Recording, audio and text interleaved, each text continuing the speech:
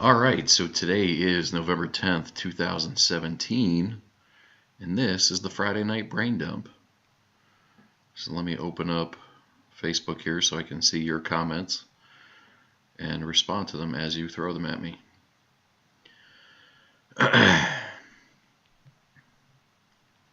Hope you guys are having a good week. Sure, if you're a resident in New Jersey, probably not feeling so happy right now if you're a gun owner. But it is what it is. As of Wednesday morning, freaking Phil Murphy is your governor-elect. And Loretta Weinberg and the rest of the anti-gun wackos are licking their chops at the opportunity to get every crazy-ass gun restriction passed in the state of New Jersey that they can possibly imagine. So, kind of sucks because Phil Murphy has already said he intends to sign every single one of those bills as soon as they get to his desk. And we know New Jersey, being the blue state that it is probably going to move those things right along. So, it's about to get real interesting. Nothing is over. That's what I want to tell you, though. Nothing is over. You continue to fight. You continue to put up as much resistance as you can. These things have to go before open hearings. Show up there, protest, make your voice heard. Write letters to your senators, congressmen, representatives. Let these people know you don't want that crap being passed. You lost one election. It's not the end of the world. It's frustrating, but it's not the end of the world.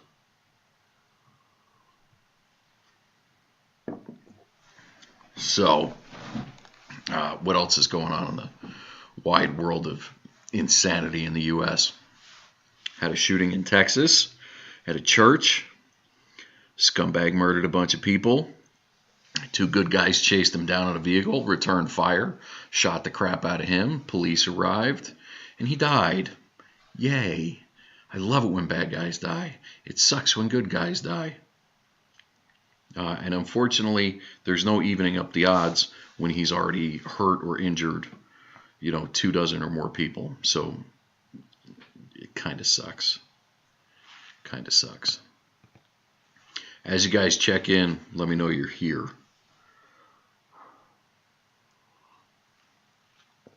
If you can't tell, I've got a little bit of a sinus thing going on. The weather change, the time change has been awesome. We went from a balmy spring of like 75 degrees a couple weeks ago to today it was like 18 degrees with the wind chill. Just ridiculous. So sorry if the sound quality isn't up to snuff, but it is what it is. You're going to have to bear with me. And I'm getting a bad reflection off my glasses. Let me see if I can turn the brightness down on my phone and eliminate some of that for you. Is that better? That's a little bit better. All right. What else is going on?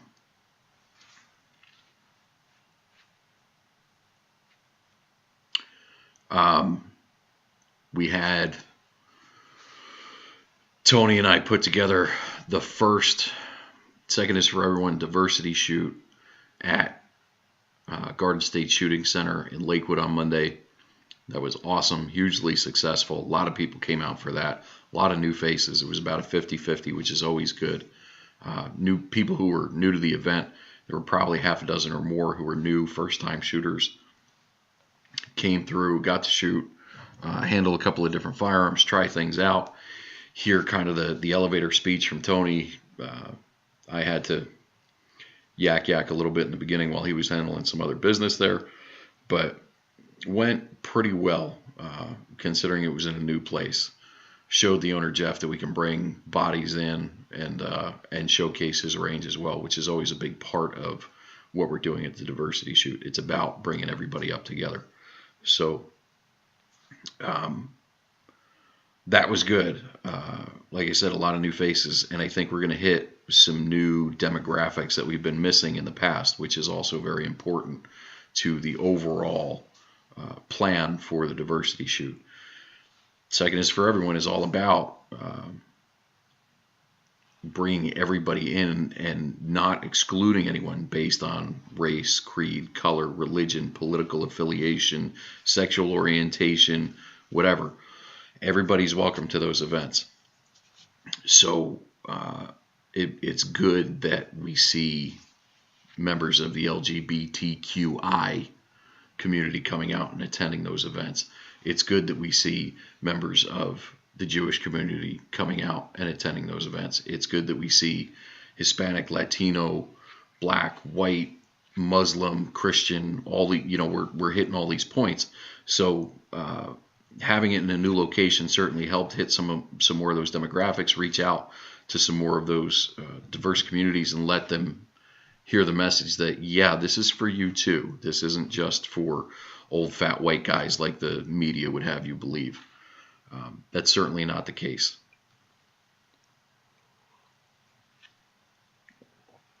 It's a good one tonight. It's a real good one. Like I said, I'm feeling a little under the weather, but this is some pretty good cough syrup right here.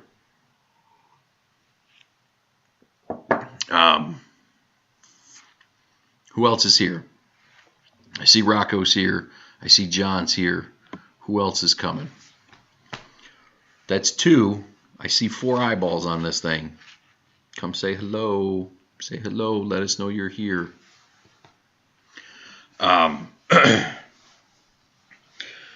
So that was the night before the election. We were riding the high off of that. We taught a shotgun class on Sunday. I guess I'm doing this whole thing backwards.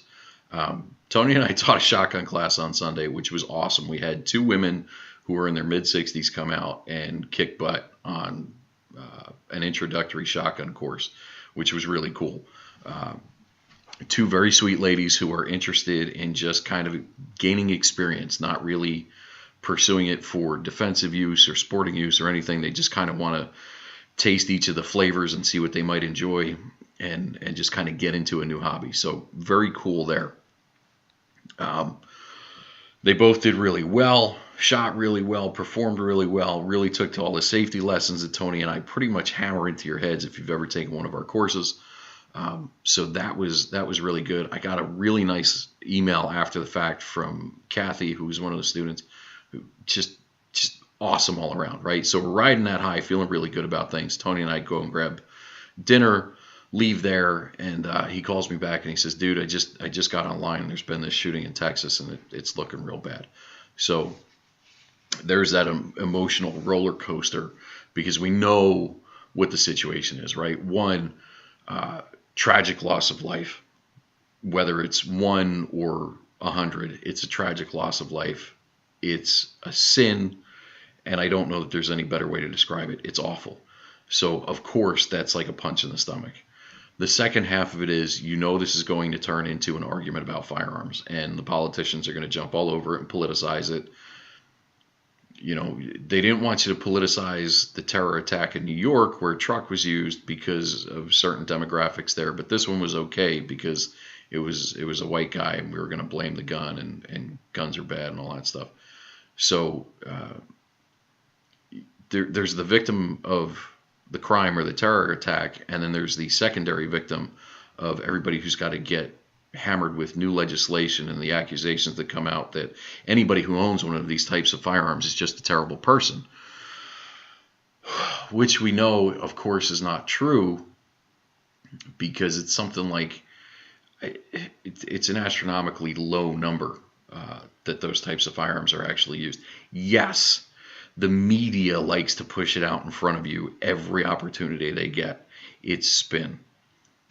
There's really only about 350 murders a year where a rifle is used, and that's all types of rifles, whether it's an AR-15, an AK-47, or a bolt-action rifle, or a .22. If it's a rifle, it's in that 350 out of 30,000 firearms deaths. Again, 20,000 of those firearms deaths, 2/3 are suicides. So that's the biggest thing we need to address is suicide, I think. But yeah, of course, so the rhetoric comes out, and then, over the next couple of days, more information comes out about who the good guys were in this scenario. And of course, that's suppressed because it doesn't fit the narrative they want, that anybody with a gun is a bad guy. Here's a couple of good guys who stepped up and did the right thing and shot the bad guy. And without a firearm, it's hard to do that. So is what it is there. So that was the high and the low, right? So that was Sunday. Monday, we go to the diversity shoot. We have a great event there. Super successful, like I said, at a new location, which was just totally kick-ass. And then Tuesday, we go to the polls. For those of you who don't know, I am a resident of the Commonwealth of Pennsylvania, so I do not vote in New Jersey elections, mostly because I'm not a Democrat. Anyway, the rules seem to be different depending on which party you're involved with. So the election happens on Tuesday, and certainly was disappointing, both in overall turnout and the result of who was elected. I don't understand how New Jersey, who's like the third highest tax state in the country, elects a guy who comes out and in his campaign says he's going to increase taxes and tolls on everything he possibly can. As if you're not paying enough. Whatever, I guess somebody thought he would be good for their union or he would be good for their pension, even though he's said exactly the opposite of that. But that's fine. Whatever. Elections have consequences, and I'm sorry, but you get the government you deserve. So that was Tuesday. Then Wednesday, more disappointment rolls in as gun owners in New Jersey start whining and complaining on Facebook. And in these pages that I frequent all the time, and I'll be honest, I don't comment a whole lot, but I read them a whole lot. I see a whole bunch of new faces, right? New names that I've never seen before, running off at the mouth about how people didn't do enough, and the NRA didn't do this, and the NRA didn't do that, and this group should have done this, and this group should have done that. And I go, well, what the hell did you do? Oh, I voted. You voted. All right. Well, that's good, right? That's a passing grade. That's a C minus, because you spent the 10 minutes it took to go to the polls and push the button and cast your vote. What we needed you to do was a year ago start recruiting, start advocating, become politically active, get another 100 people to go to the polls, to make sure every gun owner in the state of New Jersey went to the polls. There's supposedly 1 million gun owners in New Jersey. It's probably closer to 800,000 based on some information I've seen. The highest estimate I saw was 1.4 million firearms ID card holders. So those are people who actually have a firearms ID card in the state of New Jersey. Yet, long story short, we didn't need gun owners to vote. We needed advocates long before the vote took place. We needed Second Amendment advocates, political activists. You had to be far more involved than just voting. And I think that's where New Jersey failed. And I think gun owners and pro-gun people and 2A supporters and 2A activists have to take ownership of that. Right? We have to own this loss. And I will count myself among them, even though I'm not a New Jersey resident and I don't get to vote in New Jersey elections. I am politically active in the Second Amendment community in New Jersey. So maybe there was something more I could have done. But when I hear people basically telling me that I'm a jerk and just patting myself on the back, it's a little frustrating. So on the positive side, we were able to reach a couple of people after the fact. Better late than never. Who are going to get more involved at this point. And I think that's hugely important if we're going to make any headway or stem the tide of what's coming. All right, let's go to comments real quick here. John Farmer says, the Second Amendment is for all Americans. My dad says hi. That was a special treat for me Monday night at the diversity shoot. My dad and my brother showed up. I have a photo that I'll post later on if I haven't already of the three of us with Tony, which just was an absolute treat for me. It just tickled pink by that. John Farmer is referring to the shooting in Texas. It is a sin. The shooting in Texas was a perfect example of systemic failures to ID bad people. Kim is here. Oh, hey. That doesn't sound as good when I do it. It's cute when she does it. Anyway, Farmer says, good guy was an NRA instructor. And it takes more than a vote. We must educate folks. Also, John Farmer. So I agree with everything you're saying, John. I don't want to get too deep into the good guy was an NRA instructor, because I think that starts painting every NRA instructor as being ready to take on violence in the streets, and that's certainly not the case. There are a lot of us that are just marksmanship instructors and not necessarily defensive gun people. And I think the NRA curriculum clearly reflects that as well. So, as much as I would like everybody to be on board with that, I don't think it's realistic. So, Travis is here popping hearts on the screen. Hi, Travis. So I'm not going to get too deep into that, and I don't want to dig too deep into the fact that he was an NRA instructor, because yeah, that's a good punch on our card for our side, but I don't want to read too much into it. Anyway, Armin's here. He says, Mark Cheeseman stated that as of 2014, there are 1.9 million FID cards out there. I can't imagine all of those people are still alive or living in New Jersey. Well, that's certainly true, because I moved out in roughly that same time period. So I would have been one of those FID card holders who's no longer voting in New Jersey. And with the New Jersey having the #1 highest exit rate in the country, yeah, there's a good chance a lot of those people left already. And we don't have current numbers from like 2016 or 2017 as to who's still in New Jersey and still voting. Travis is here. We know Travis. We know. Jason Riley is here. Hi, buddy. So yeah, tough times coming in New Jersey as far as that goes. But like I said, it's not all doom and gloom. Sometimes it takes bad politicians to get good people politically active.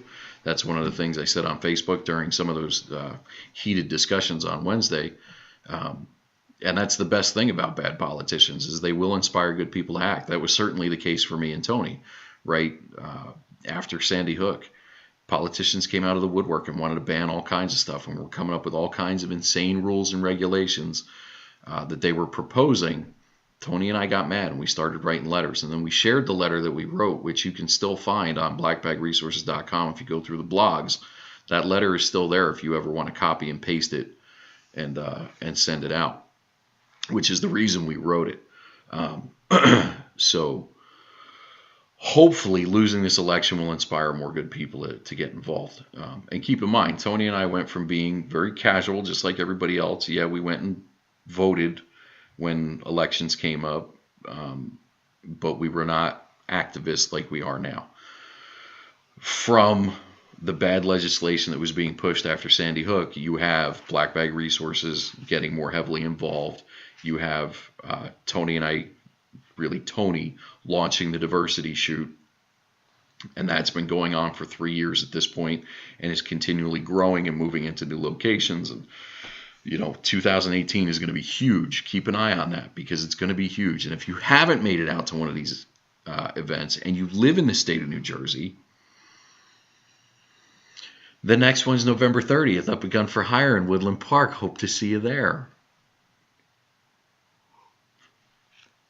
If you're not sure about how to get more involved, reach out. Reach out to me, reach out to Tony, reach out to CNJFO, reach out to ANJRPC, reach out to Anthony Calandro, the owner of Gun for Hire. There's a ton of people you can reach out to. How about John Willett from the Bear Arms Show and the brain behind New Jersey SafeCon, the Second Amendment Firearms Education Conference? He'd be another good resource. There's a lot of people out there that are very smart that you can get involved with, who will help you act as a force multiplier for the Second Amendment movement in the state of New Jersey. And it's certainly under fire. There's 4 bills that got launched today. I haven't had a chance to look at them yet. I just saw somebody posted them not too long ago. It looks like, and like I said, I haven't read them, but it looks like one of the things they're trying to do away with is online ordering of ammunition. They want to make it illegal for you to buy ammunition online. So again, just interfering with commerce. You can't do anything in New Jersey without them going, oh, that's a problem. You're not paying a toll on that road yet? That's a problem. Let's put a toll booth up. Oh, you can order ammunition online and you're not paying New Jersey sales tax? That's really the problem. We want to put the kibosh on that. Here's the other thing that happens.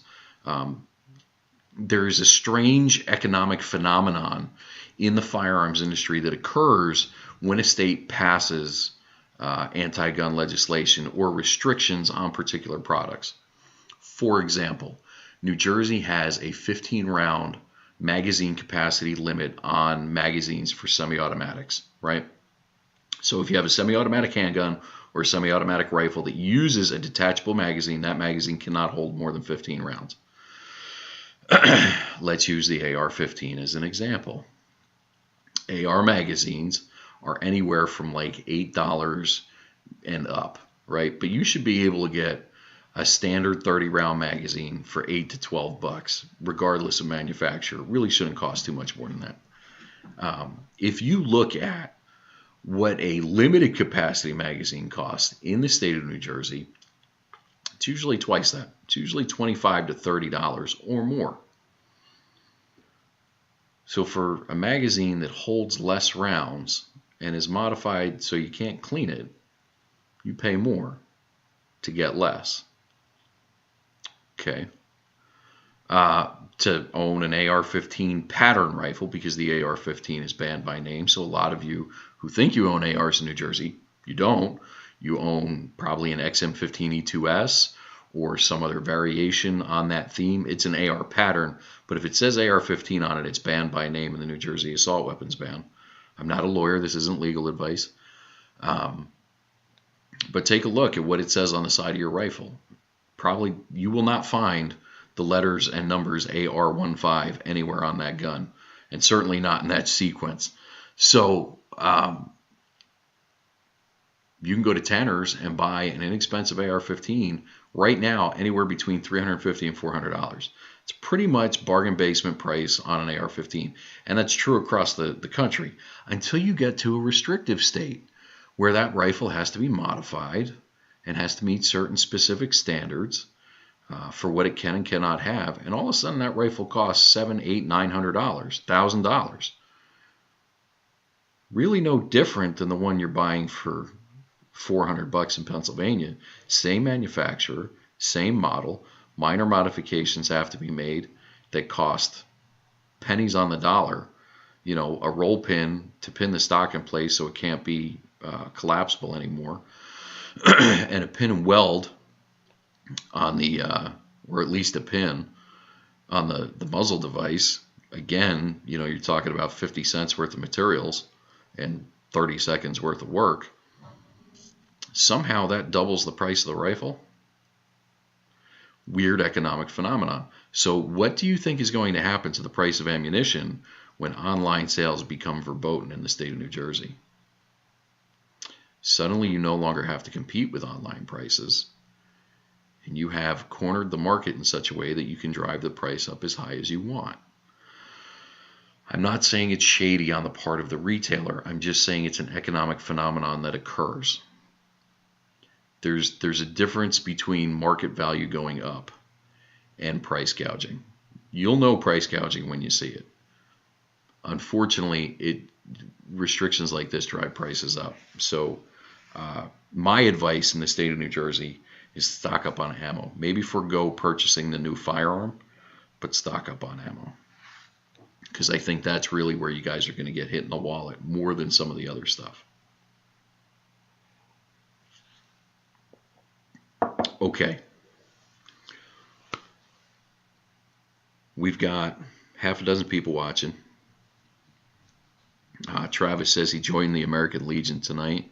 Jason Riley said, see you then. Jason, I really hope that means you're coming to the diversity shoot on November 30th. That would make me very happy.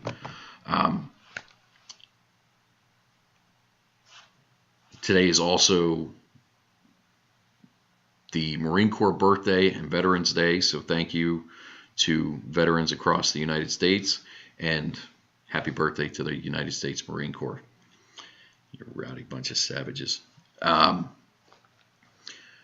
wants a sneak peek? And I guess just hit that little thumbs up button thing. if you want a sneak peek at what I'm thinking about launching in the next couple of days as a product, a bundle really, exclusive to Black Bag Resources.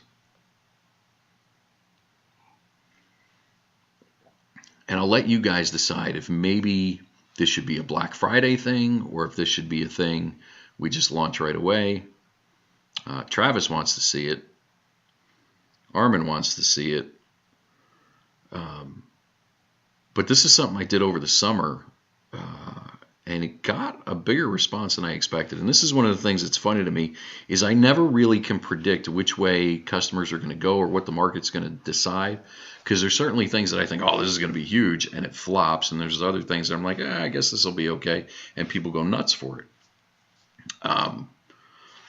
Matador Arms Vector side folding adapter, for example, is huge. I knew it was a good product. I figured it would do okay. Didn't expect it to explode the way it has. So that's an interesting thing. Comments here. Jason says it does. Jason, if you're really coming, I am so excited I can't even tell you. Don't worry about bringing anything. There's a ton of stuff there. But that's awesome that you're coming. Walt Keeley says CMP usually has a great deal on ammo. It's helpful if you have a bunch of M1s. He also says hi, wants to see the BBR bundle. Okay, over the summer, if you follow us on Instagram and Facebook, you might have seen a photo of my son running the tire obstacle that we have in our backyard. And he was wearing this little backpack deal that I put together for him. He sees daddy carrying a backpack, and as most boys do, they want whatever daddy has. It's kind of a thing. It's one of the best things about being a dad to a little boy is you suddenly get to be the coolest kid in school, and they want to do everything you want to do. It's a neat feeling for me because I was never that guy. So, one, having someone who looks like me around is just a huge novelty, although most of you probably think that's an insult towards little Sean. But it's a real treat for me. So he sees daddy carrying a backpack. He wanted a backpack. I put together a little bundle with some stuff from Condor. And this is very similar to the package I put together for him. And he likes carrying this thing around, and he'll put his little Hot Wheels cars and trucks and stuff in it. And I was surprised when people on Instagram and Facebook were like, dude, I want that for my kid. And I went, well, it's stuff that's on the website. Just order it. And they're like, no, put it together in a bundle. I want that. I'm like, all right. Well, I keep getting messages and emails and stuff. So I'm going to do it. This is the Tide Pool, which is a shorter hydration pouch. It's got backpack straps on it, and it's MOLLE compatible, so you can mount it on a bag or a vest if you wanted to. And then this is their GPS pouch. So the two of these just kind of, I think, size together well, and it's, you know, a good child size pack. It does come with a hydration bladder, so if your kid is strong enough to carry 40 ounces of water, you can fill that up, and it's got, you know, the bite valve and tube and all that. So I'm going to offer these in black and coyote brown. What do you guys think? There you go. You know, Black Bag Resources, so of course I did one in black for little Sean. The coyote's a nice looking color too. It's certainly darker than their tan. And this is new for 2017. They kind of launched it in limited pieces at first, and they're doing a lot more in the coyote brown, but I think it's a better color than the tan unless you're really in an arid environment.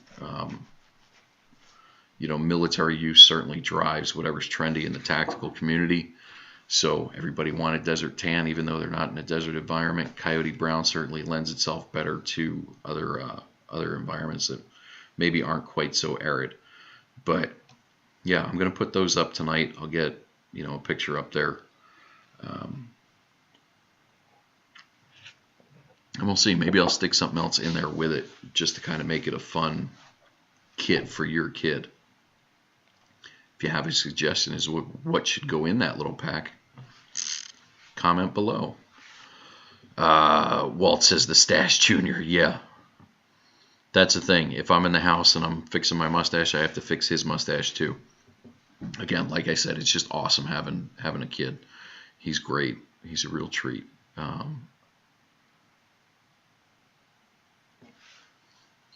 There you go. Walt says he's going to get one for his girlfriend's son. Oh, good. My battery's dying on my phone. Yay. Perfect end to a perfect week. Travis says Captain Morgan in the cup, not the kid's bag. No, it is not Captain Morgan. I'm kind of surprised to see Joe Middaugh hasn't checked in tonight. She's usually here with us every Friday. Hopefully she's doing something fun, and that's why she forgot about me. But this is a little concoction that Joe Middaugh brought to Little Sean's birthday party for the adults, and it's very tasty. I find myself dipping into that a little more often than I should, but it's pretty good. Other exciting things that are kind of going on right now. I don't know that I put it on Black Bag Resources at all, but it was certainly on my personal page. And I just saw somebody clicked on it, commented or whatever. But High Point, who I know catches a lot of flack for being just cheap junk guns, but you know, a cheap gun is better than no gun, just released their carbine, or they're launching their carbine in 10 millimeter, sub $400 10 millimeter pistol caliber carbine. That's awesome. 10 millimeters, a hot snot cartridge, and you put that in a 16-inch barrel, and it gets stupid. Velocities, torque, foot-pounds, all that stuff. Really, really hot cartridge, and I'm excited to see that they're actually moving forward with that. I hope it's a winner. What I will tell you about High Point is, from my experience with Tony, clean them before you shoot them, and you're probably going to have to tweak the feed lips on the magazine because they just ship those in bulk and they kind of get beat up, and that's why their magazines are a little iffy when you first get them. But once you get your mag fixed up, the thing will run like a champ. And to put a 10 millimeter cartridge in that carbine, that's going to be some serious business. There's also a manufacturer who's working on an aftermarket chassis to drop that carbine into. Here's the if the 10 millimeter carbine drops and that chassis drops and that chassis is compatible with the 10 millimeter variant of the High Point carbine, that's going to be poetry in motion. I know the High Point's got a crappy trigger. Get over it. Most bullpups have a crappy trigger. There's a lot of guns out there that have crappy triggers that cost a lot more. Deal with it, right? Figure out how to do a trigger job on your High Point. I don't care. But the fact that you're getting a sub $400 10 millimeter pistol caliber carbine is awesome. So yeah, there you go. What else you guys want to talk about tonight? Since it's just the seven of us.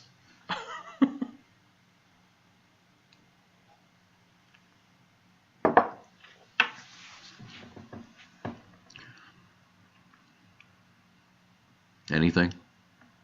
Nothing? Did everybody fall asleep? Did I lose you guys? Is it the fact that my voice is just a little bit deeper than it normally is, lulling you all to sleep?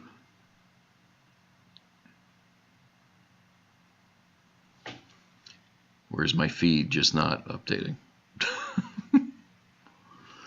Travis says mope. Nope.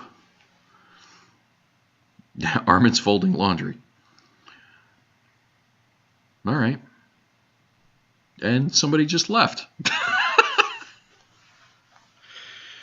Well, here I thought I was doing a hot shit job tonight. Apparently not. Whatever. They can't all be winners.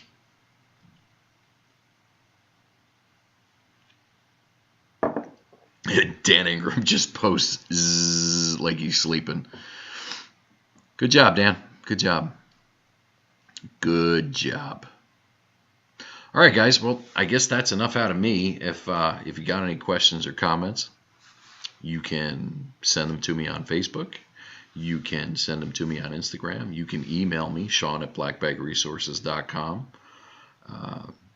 you can comment on this video, or you can wait for me to upload it onto YouTube and comment there. But I guess that's that. So thanks for tuning in. Love you guys lots. Sorry about the election in New Jersey. Stay in the fight. Bye, Felicia.